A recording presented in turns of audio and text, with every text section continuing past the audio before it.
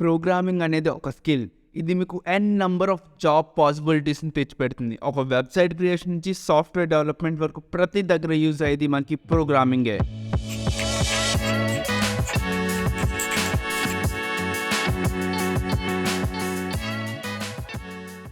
మరి ఈ వీడియోలో ఆ ప్రోగ్రామింగ్ గురించి మనం మాట్లాడుకుందాం. అసలు ప్రోగ్రామింగ్ ఏ విధంగా స్టార్ట్ చేసుకోవాలి అండ్ ప్రోగ్రామింగ్ ఎక్కడి నుంచి నేర్చుకోవాలి కంప్లీట్గా అయితే చెప్తాను.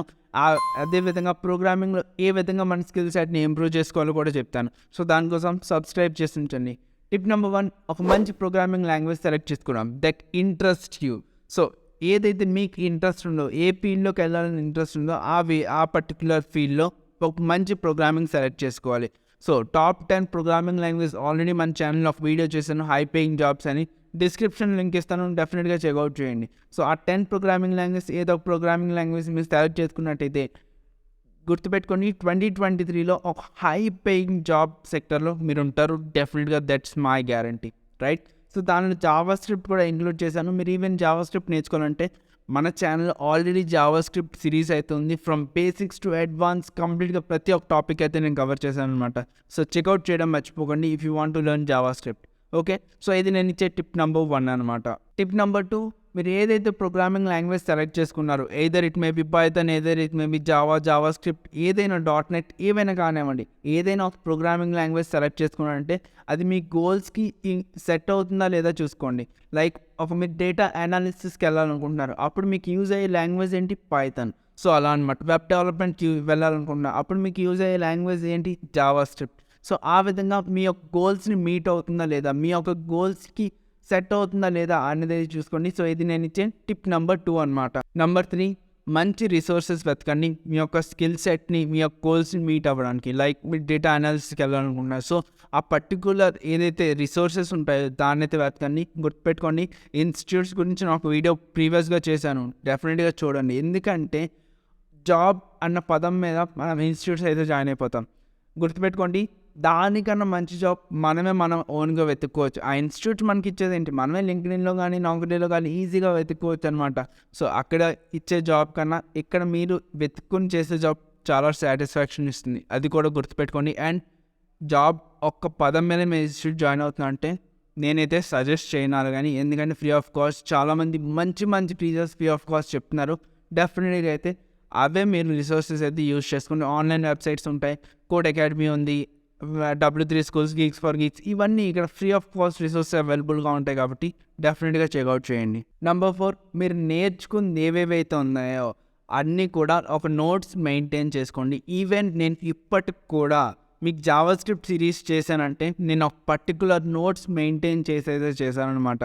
లైక్ నోట్స్లో ఏమేమి చెప్పాలి, టాపిక్స్ ఎక్కడి నుంచి ఎక్కడికి చెప్పాలి, ప్రతిదీ కూడా నోట్ చేసుకొని ఒక కంప్లీట్ ఇంత నోట్స్ తయారు చేసి మీకైతే కంప్లీట్ జావా స్క్రిప్ట్ సిరీస్ చేశాను. అండ్ ఆ నోట్స్ చేయడం వల్ల నాకు 2 అడ్వాంటేజెస్ ఉంటాయి. టాపిక్స్ అన్నీ రివైజ్ అయిపోతాయి, మీకు టాపిక్స్ అన్నీ నేను ఎక్స్ప్లెయిన్ చేస్తాను, మీకు కూడా వచ్చినట్టు ఉంటుంది. సో అందుకే మీరు ఏవైతే నేర్చుకుంటున్నారో నోట్స్ ప్రిపేర్ చేసుకోండి. అండ్ నోట్స్ ప్రిపేర్ చేయడం కాదు, దాన్ని మెయిన్ ప్రాక్టీస్ చేస్తుండాలి. సో మీ అంత ప్రాక్టీస్ చేస్తే మీరు దానిలో మీ యొక్క స్కిల్ని అంత ఇంప్రూవ్ చేసుకోగలరు అనమాట. ఇది నేను ఇచ్చే టిప్ నెంబర్ 4.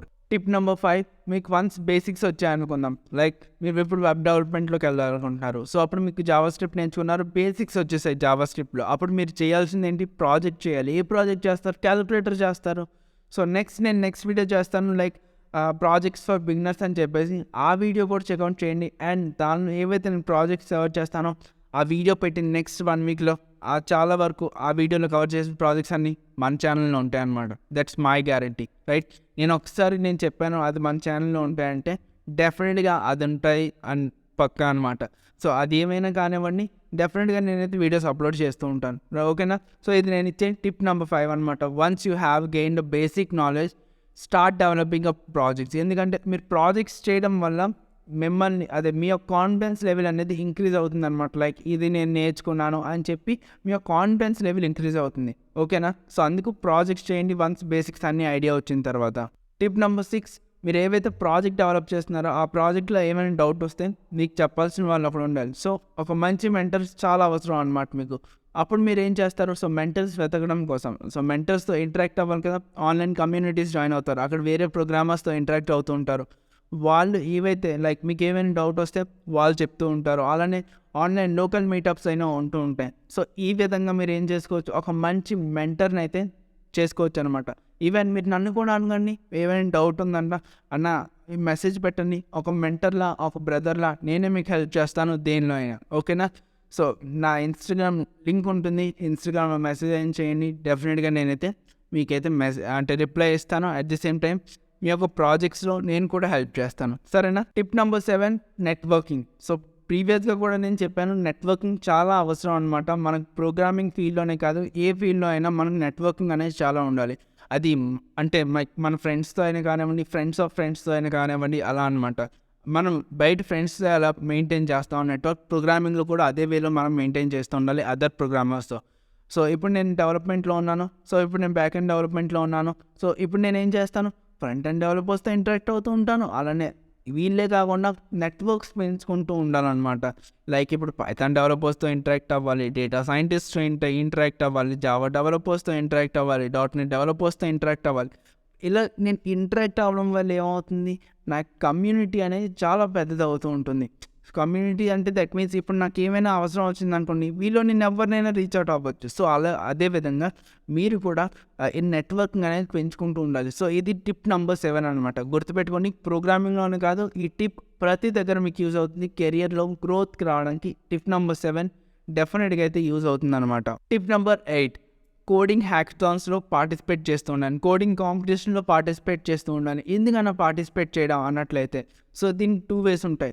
వన్ ఈజ్ మీ యొక్క కాన్ఫిడెన్స్ అనేది ఇంక్రీజ్ అవుతుంది, ఎందుకంటే మీరు చాలామంది డెవలపర్స్తో ఇంటరాక్ట్ అయ్యి కాంపిటీషన్ చేస్తూ ఉంటారు కాబట్టి మనకి ఏవైతే కాన్ఫిడెన్స్ లెవెల్ ఉందో అది ఇంక్రీజ్ అవుతూ ఉంటుంది. సెకండ్ థింగ్, మనం చాలా నేర్చుకోవచ్చు. అట్ ద సేమ్ టైం నేను టిప్ నెంబర్ 7 చెప్పాను కదా, నెట్వర్కింగ్ అని ఇక్కడి నుంచే మనకు వచ్చేస్తుంది అనమాట. ఎంతమంది కాంపిటీషన్ అవుతున్నారంటే హాయ్ హలో తర్వాత అలా మనం మాట్లాడుతూ ఉంటాం కాబట్టి మన యొక్క నెట్వర్క్ కూడా మనకి బిల్డ్ ఉంటుంది. సో ఇది నేను ఇచ్చే టిప్ నెంబర్ 8 అనమాట. సో హ్యాకథాన్స్లో పార్టిసిపేట్ చేయడం, కోడింగ్ కాంపిటీషన్లో పార్టిసిపేట్ చేయడం, local meetups like online meetups ఉంటాయి, ఆన్లైన్ కమ్యూనిటీస్ ఉంటాయి, జాయిన్ అవ్వడం, నెట్వర్కింగ్ పెంచుకోవడం, కాంపిటీషన్లో పార్టిసిపేట్ చేయడం, ఇదే మీకు చాలా అవసరం అనమాట ఒక ప్రోగ్రామింగ్లోకి వెళ్ళాలంటే. సో ఇవి కొన్ని టిప్స్ నేను మీకు ఇవ్వదలుచుకున్నవి, like way to start programming and how to start programming.